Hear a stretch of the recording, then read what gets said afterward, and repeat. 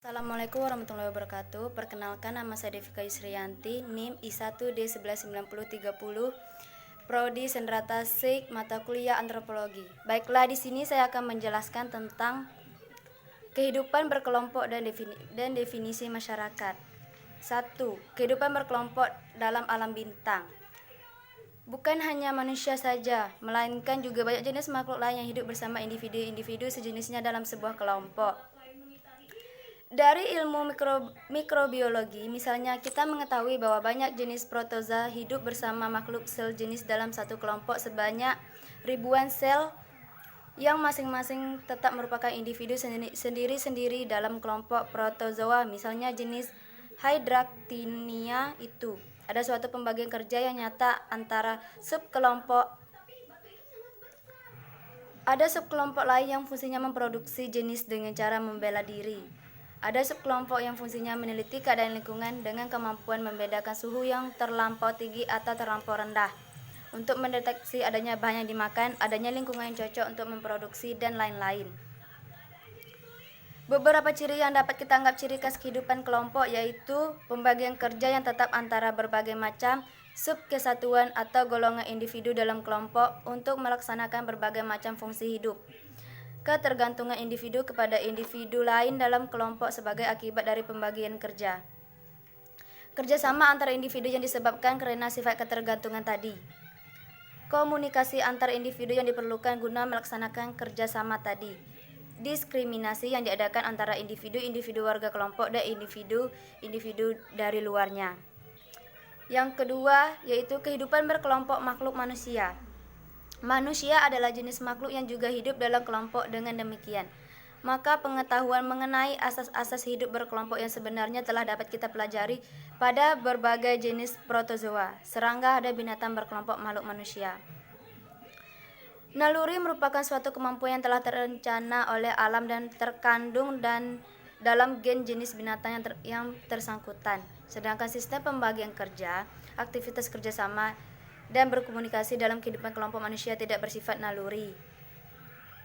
Kelakuan binatang berkelompok atau animal behavior yang berakar dalam naluri pada manusia menjadi tingkah laku yang dijadikan milik diri dengan belajar atau learned action. B. Berbagai wujud kelompok manusia. Manusia di muka bumi saat ini berjumlah lebih dari 3 miliar dan seluruh makhluk jenis Homo sapiens itu menampakkan suatu keragaman yang disebabkan karena ciri-ciri ras Kaukasoid, Mongoloid, Negroid, dan beberapa ciri lain yang berbeda-beda. Namun seperti yang telah tersebut tadi, beragam ciri ras itu tidak menyebabkan timbulnya beragam pola tingkah laku manusia. Ragam tingkah laku manusia memang bukan disebabkan karena ciri-ciri ras, melainkan karena kelompok-kelompok tempat manusia itu bergaul dan berinteraksi. Pada zaman sekarang ini, wujud tersebut adalah kelompok-kelompok yang besar terdiri dari banyak manusia, tersebar di muka bumi sebagai kesatuan-kesatuan manusia yang erat dan disebut negara-negara nasional. Macam suku bangsa Jawa, yang walaupun sama ada istiadat maupun bahasanya, berbeda mengenai agamanya, yaitu satu beragama Islam santri dan lainnya beragama bangsa Islam kejawen. Beragam kesatuan hidup manusia dalam suatu kesatuan negara nasional mempunyai wujud yang lain. Beragam wujud ini bukan disebabkan karena ada suku-suku bangsa yang berbeda, melainkan karena secara horizontal ada lapisan-lapisan sosial yang berbeda-beda. Warga dari suatu negara dapat kita golongkan misalnya ke dalam golongan petani, golongan buruh, golongan pedagang, golongan pegawai, golongan bangsawan, dan lain-lain. C. Unsur-unsur masyarakat. Adanya bermacam-macam wujud kesatuan kelompok manusia menyebabkan bahwa kita memerlukan beberapa istilah untuk membeda-bedakan berbagai macam kesatuan tadi.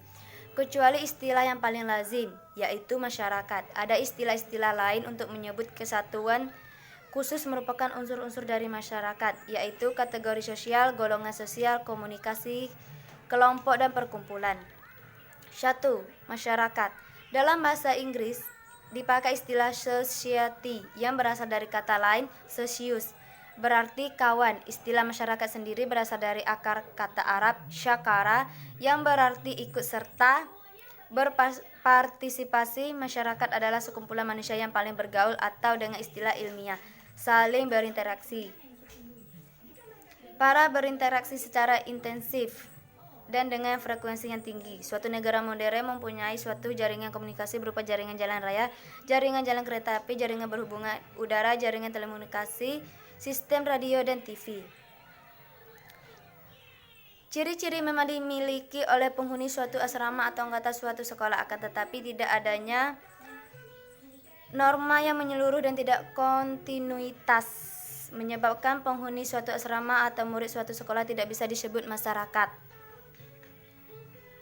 2. Kategori sosial. Kategori sosial adalah kesatuan manusia yang berwujud karena adanya suatu ciri atau suatu kompleks ciri-ciri objektif yang dapat dikenakan sebagai kepada manusia-manusia itu. Ciri-ciri objektif itu biasanya dikenakan oleh pihak dari luar kategori sosial itu sendiri tanpa disadari oleh yang bersangkutan dengan suatu maksud praktis tertentu. Misalnya dalam masyarakat suatu negara ditentukan melalui hukumnya bahwa ada kategori warga di atas umur 18 tahun dan kategori warga di bawah umur 18 tahun dengan maksud untuk membedakan antara warga negara yang hak pilih dan warga negara tidak mempunyai hak pilih dalam pemilihan umum. 3. Golongan sosial. Dalam masyarakat Indonesia misalnya ada konsep golongan pemuda. Golongan sosial ini terdiri dari manusia yang oleh pihak luar disatukan berdasarkan atas satu ciri, yaitu sifat muda. Namun selain ciri objektif tersebut, golongan sosial ini digambarkan oleh umum sebagai suatu golongan manusia yang penuh idealisme, belum terikat oleh kewajiban-kewajiban hidup yang membebankan sehingga masih sanggup mengabdi dan berkorban kepada masyarakat, penuh semangat dan vitalitas, mempunyai daya memperbarui serta kreativitas yang besar dan sebagainya. 4. Kelompok dan perkumpulan. Suatu kelompok atau grup juga merupakan suatu masyarakat karena memenuhi syarat-syaratnya.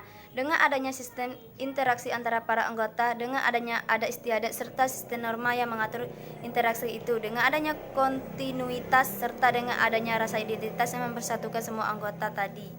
Namun selain ketiga ciri tadi, suatu kesatuan manusia yang disebut kelompok juga mempunyai ciri tambahan, yaitu organisasi dan sistem pimpinan, dan selalu tampak sebagai kesatuan dari individu-individu pada masa yang secara berulang berkumpul dan kemudian bubar lagi.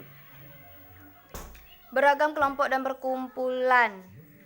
Perkumpulan dapat dijelaskan berdasarkan prinsip guna dan keperluannya atau fungsinya. Dengan demikian, ada perkumpulan-perkumpulan yang guna keperluan untuk mencari nafkah, untuk melaksanakan suatu mata pencaharian hidup atau memproduksi barang.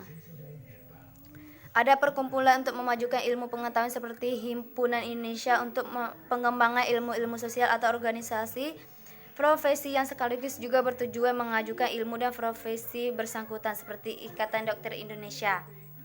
Ada perkumpulan yang bertujuan melaksanakan aktivitas keagamaan. Ada pula perkumpulan berdasarkan keperluan manusia untuk aktivitas politik seperti partai. 6. Ikhtisar mengenai beragam wujud kesatuan manusia. Istilah masyarakat dipakai untuk menyebut dua wujud kesatuan manusia, yaitu komunitas yang menekankan pada aspek lokasi hidup dan wilayah, dan konsep kelompok yang menekankan pada aspek organisasi dan pimpinan dari suatu kesatuan manusia. Adapun tiga wujud kesatuan manusia, yaitu kerumusan, kategori sosial, dan golongan sosial, tidak dapat disebut masyarakat. 7. Interaksi antar individu dalam masyarakat. Dalam hal menganalisis proses interaksi antara individu lainnya,